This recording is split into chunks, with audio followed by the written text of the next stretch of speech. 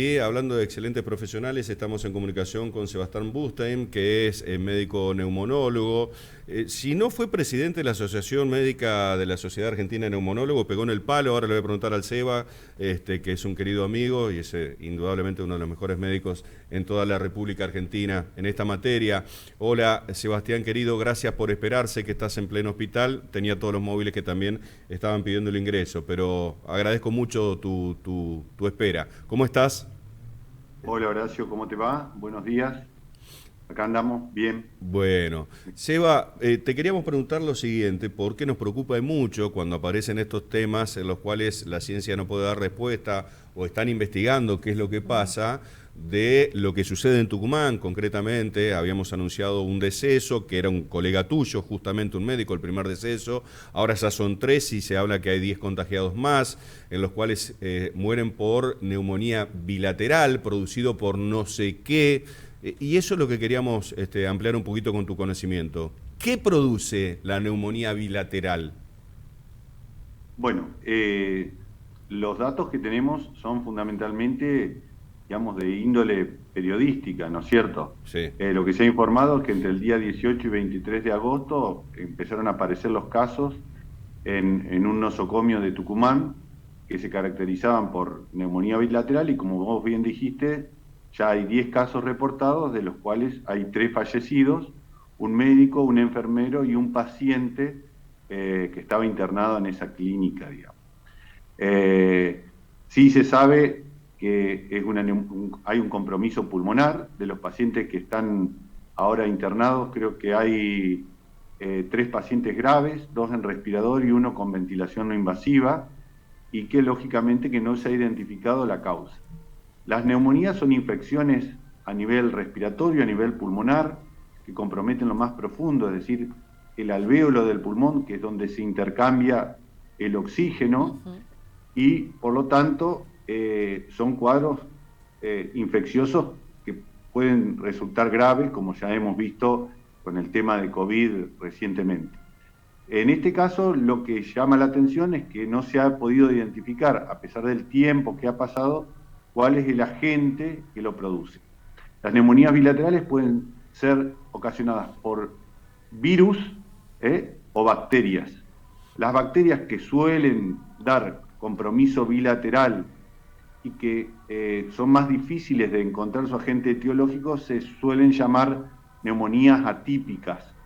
Claro. Pero cuando uno toma muestras y hace el análisis, la mayoría de las veces, en alguno de todos estos pacientes, debería haberse encontrado el agente causal. Pero hasta ahora, digamos, no tenemos ese dato, digamos. Por eso es la preocupación más que todo.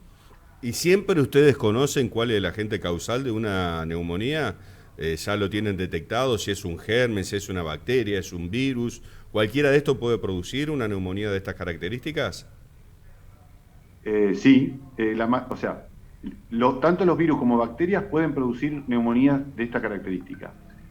En la práctica general, yo diría que la mayoría de las veces no terminamos conociendo el agente causal. Ajá. Sí, en estudios de investigación, cuando uno pone toda, digamos, la batería diagnóstica, hay más probabilidades, pero por ejemplo, para virus, ahora que investigamos el COVID, lo sabíamos, pero Claro. antes, digamos, las neumonías virales, no hacíamos búsqueda de PCR ni de antígeno y, digamos, eran, digamos, diagnósticos presuntivos de acuerdo a la clínica y a las imágenes. Salvo cuando vamos y buscamos directamente, como que cuando buscamos, digamos, gripe o cuando buscamos algún virus. Así es decir, los virus son difíciles de detectar y habitualmente no se buscan en primera instancia en los paneles de pruebas diagnósticas cuando un paciente tiene una neumonía. Claro. Y cuando un paciente tiene una neumonía bacteriana, habitualmente se busca en las secreciones, en el catarro, en el esputo. También se puede hacer a través, digamos, de buscar secreciones en los pulmones, a través de un lavado bronquial que se llama, o en sangre. Pero los resultados, la mayoría de las veces, no nos dan resultados positivos. Lo que ocurre es que en 10 casos, uno esperaría que en alguno de esos casos si hubiera sido una bacteria de las comunes, como por ejemplo el neumococo, el Haemophilus, uno hubiera tenido un germen gram negativo, que se llaman, uno hubiera tenido algún cultivo o alguna secreción positiva.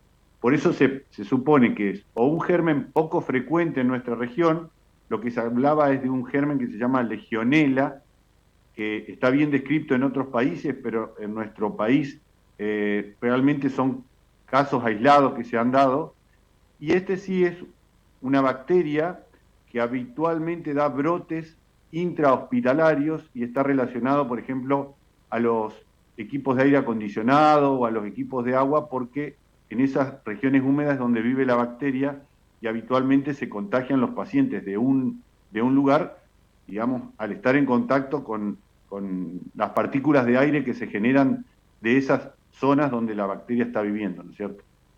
Dado por los análisis que mandaron a hacer estudios ahora al Malbrán, ese tipo de bacterias, además que puedan estar tipo hongos o gérmenes, lo que sea, ahí en el aire acondicionado o en el agua, eso puede llegar a saltar, porque en teoría mañana estarían los análisis definitivos, ¿no? Sí, eso es lo que se está esperando. Aparentemente, bueno, se ha descartado COVID, se ha descartado gripe, se ha descartado antivirus, que esos son, claro, digamos, donde estamos más preparados. Para Legionella, creo que se han hecho lo que se llama una prueba de antígeno urinario, que fueron negativos, pero lógicamente que se puede hacer PCR, digamos que es una ampliación del ADN de donde puede estar estas bacterias, y eso lleva más tiempo, porque, digamos, las pruebas antigénicas hay tipos de Legionella que no la pueden detectar. Entonces se está haciendo un análisis más exhaustivo, y por lo menos los expertos que lo han visto, de tanto infectólogos como neumonólogos que han tenido oportunidad de analizar las imágenes y conocen, digamos, más el detalle de cómo ha sido la transmisión, los síntomas, los laboratorios tenían pensado esta patología, pero no está confirmado todavía. Doctor, y en este caso en particular, de confirmarse, ¿sería una bacteria que es muy contagiosa? Porque estamos viendo que efectivamente los casos crecen mucho en muy poco tiempo.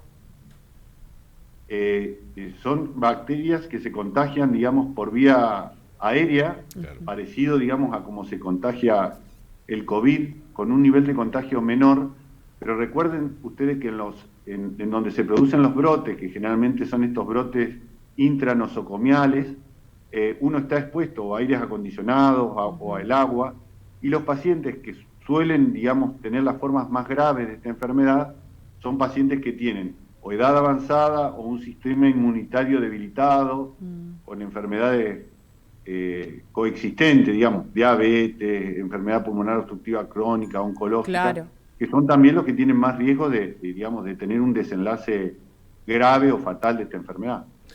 Sebastián, muchísimas gracias por tu tiempo, Gracias, Doc, querido, que sabemos que está en pleno oficio y trabajo, y nos queda un poco más claro a ver qué es lo que puede pasar, porque viste, cuando la ciencia no da respuesta, teniendo científicos de la talla de ustedes, empiezan todos los alertas nuevamente, sobre todo cuando se producen muertos, ¿no? Existe la posibilidad que sea un germen desconocido, pero uno trata primero de buscar lo conocido, pero infrecuente, claro, en nuestro país, en nuestra región.